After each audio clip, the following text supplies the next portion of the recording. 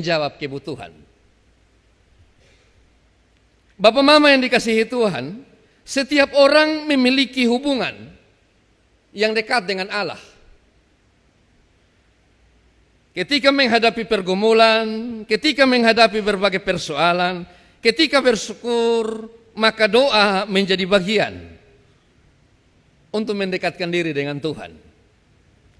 Ada saat-saat kita merasa doa kita tidak dijawab, atau kita mulai meragukan apakah benar Tuhan mendengarkan permohonan kita. Betulkah Tuhan ada dan bersedia memberi telinganya untuk mendengar apa yang menjadi pergumulan kita? Sedangkan yang kita gumuli ini adalah sesuatu yang sangat urgent menurut pikiran kita. Oleh karena itu Injil Lukas pasal 11 ayat 1 sampai 13, Yesus mengajarkan sebuah prinsip tentang doa, bukan sekedar meminta sesuatu, tetapi membangun relasi yang kuat dengan Allah sebagai Bapa. Sehingga doa-doa kita tidak seperti balita yang kadang tantrumnya meledak di tengah keramaian manusia yang menonton.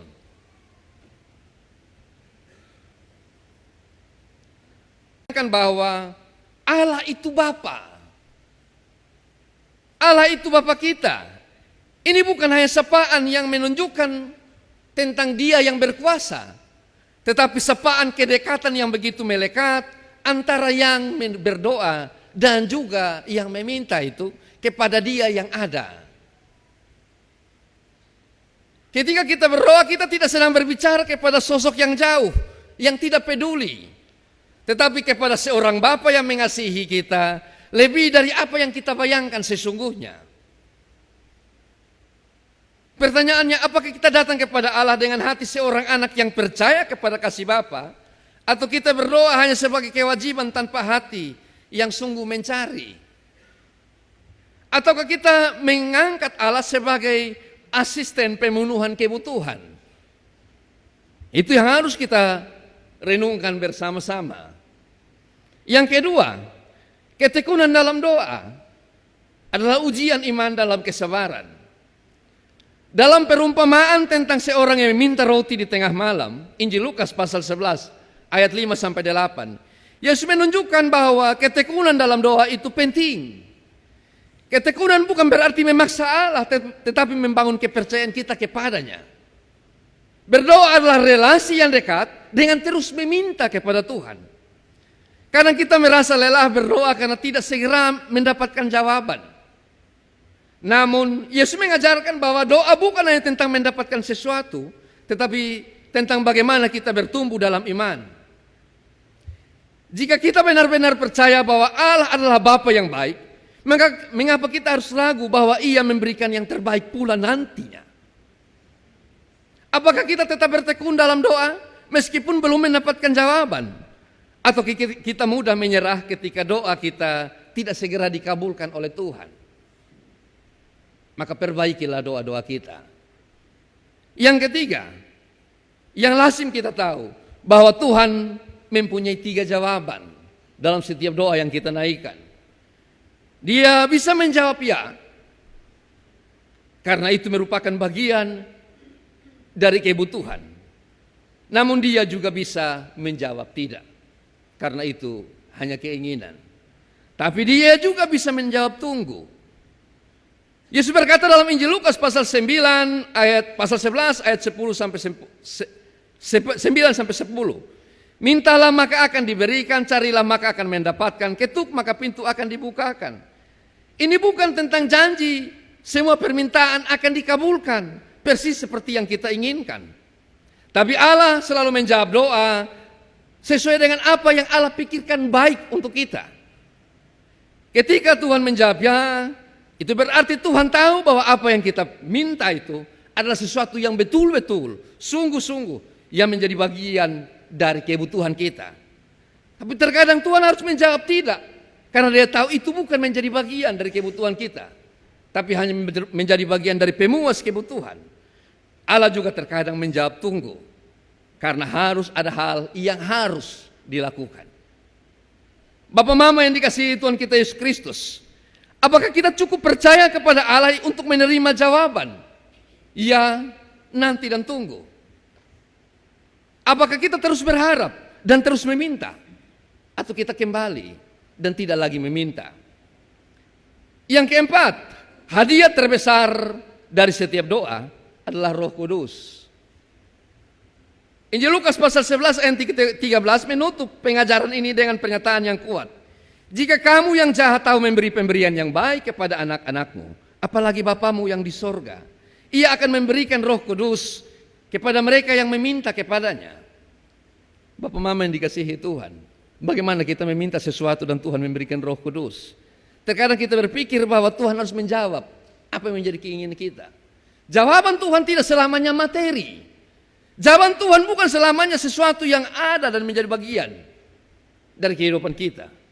Tapi terkadang Tuhan memberikan Roh Kudus untuk kita bisa menelaah, memahami dengan benar apa yang ada dalam diri kita, menyangkut dengan permintaan kita, sehingga kita mampu untuk dengan sungguh-sungguh dapat menjadikan diri kita bahwa apa yang kita minta itu adalah sesuatu yang betul-betul dan sungguh-sungguh menjadi bagian dari keinginan kita ataupun kebutuhan kita. Itulah fungsi Roh Kudus.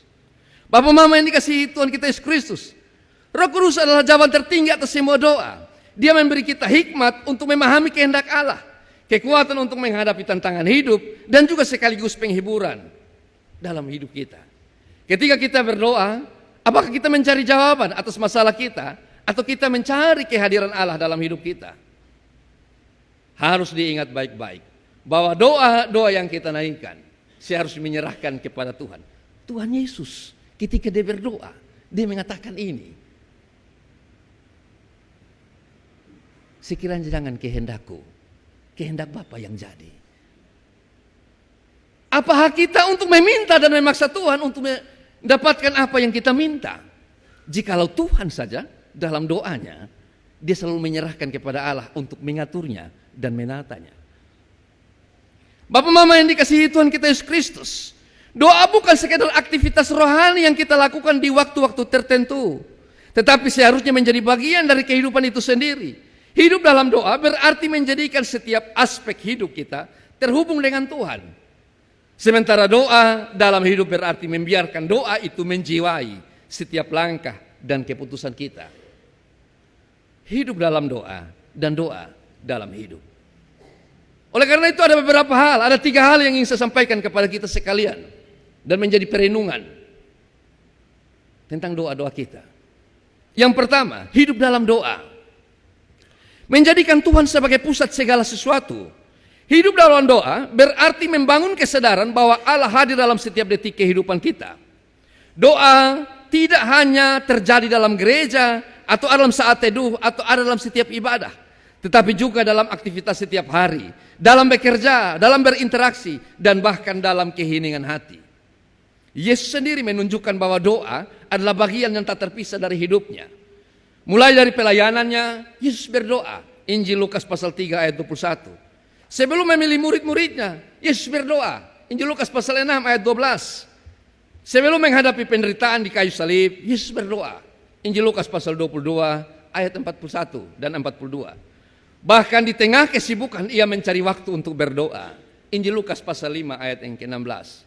Ketika doa menjadi napas kehidupan, kita tidak lagi hanya berdoa saat kebutuhan, tetapi doa menjadi ekspresi keintiman kita dengan Tuhan. Ketika mulai melihat segala sesuatu dengan mata iman, bersandar kepadanya dalam setiap keputusan dan menyerahkan segala sesuatu dalam tangan Tuhan, adalah sikap doa yang benar, yang berkenan kepada Tuhan. Bapak Mama yang dikasihi Tuhan. Yang kedua, doa dalam hidup. Doa yang menggerakkan dan menghidupkan. Dalam doa yang hidup berarti doa bukan hanya sekedar kata-kata yang diucapkan, tetapi sesuatu yang menghidupkan dan menggerakkan kita. Doa bukan hanya tentang berbicara kepada Tuhan, tetapi juga tentang membiarkan Tuhan berbicara kepada kita. Ini paling penting. Apa yang kita rasakan dalam doa kita? Kita seringkali dalam doa-doa yang kita naikkan, kita memaksakan Tuhan mendengarkan yang kita minta. Tapi kapankah kita mendengarkan permintaan Tuhan? Itu hal yang sulit. Kadang doa-doa kita menuntut agar Tuhan harus mendengarkan. Dan terkadang dalam setiap doa-doa kita ada pemaksaan yang kita ucapkan. Bapak Mama yang dikasihi Tuhan kita Yesus Kristus, mendengarkan Tuhan itu juga sesuatu yang penting. Mendengarkan bisikan dan suara Tuhan itu juga sesuatu yang paling penting. Kita tidak hanya menuntut untuk Tuhan mendengar doa kita, tapi juga memberi diri untuk mendengarkan suara Tuhan. Bekas contoh paling gampang, supaya kau mengerti. Kau berdoa setiap waktu, Tuhan dan sebagainya. Tapi ketika kita dalam hidup kita, ada warta jemaat contohnya, bahwa esok ada ibadah di keluarga A. Tapi karena ayamnya kemarin, tadi, atau mungkin kapan datang garu dan bikin rusak pot. Hanya pot ketong mau pi ibadat. Mengabaikan panggilan. Itu sesuatu yang aneh. Tapi kita berdoa seakan-akan Tuhan harus dan meminta, seakan-akan Tuhan menjawab. Rentetan permohonan yang dituliskan selembar kertas. Bagaimana mungkin?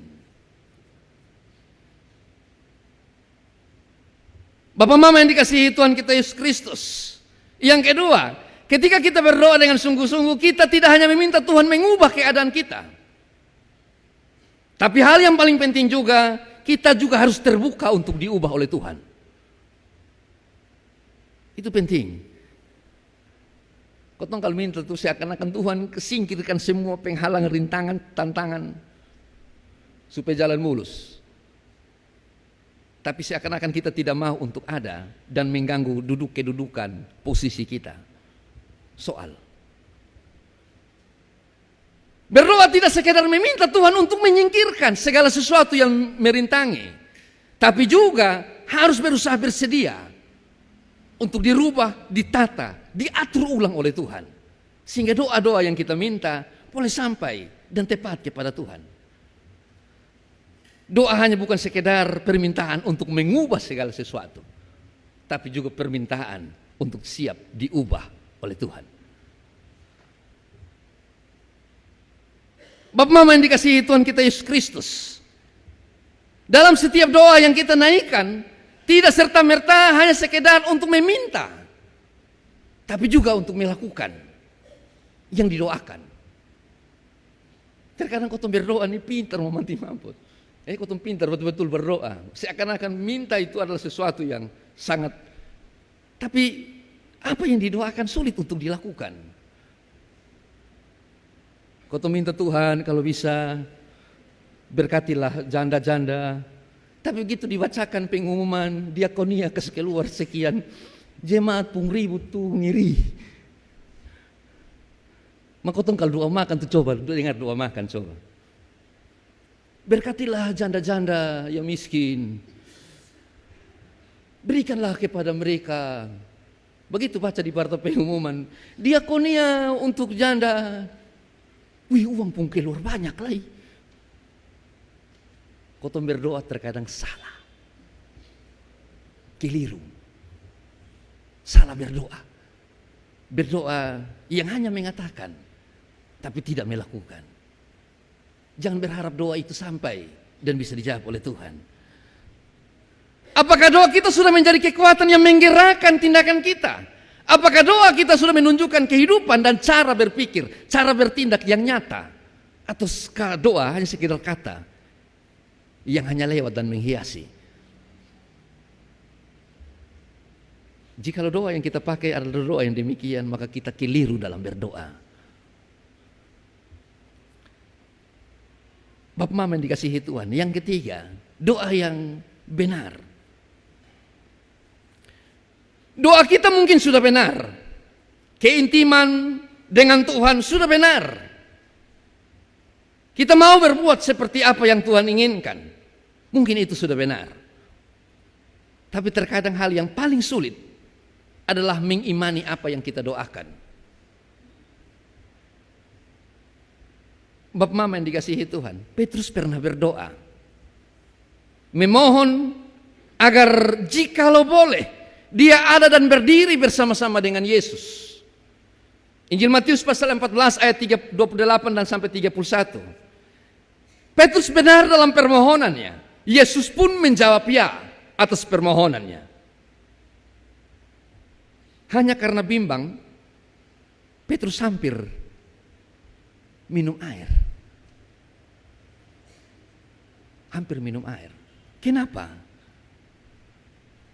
Karena dia bimbang, dia ragu. Apa makna dari cerita Petrus? Kadang kita sudah minta dengan benar. Kadang doa-doa kita selalu tepat. Keintiman dan kedekatan dengan Tuhan menjadi inti. Namun hal yang kurang adalah kita kurang mengimani apa yang kita doakan. Kadang-kadang kau pikir begini. Kau habis berdoa. Setelah kau berdoa selesai baru kau pikir. Baik kau sonde. Jadi kau sonde. Wih kalau son jadi bikin malu-malu nah. Oleh karena itu tidak ada orang yang pernah berdoa untuk membangkitkan orang mati sampai sekarang. Karena dong tidak mengimani apa yang dong doakan. Padahal Tuhan Yesus sendiri berjanji. Jikalau imanmu sebesar biji sesawi, itu Tuhan yang janji loh.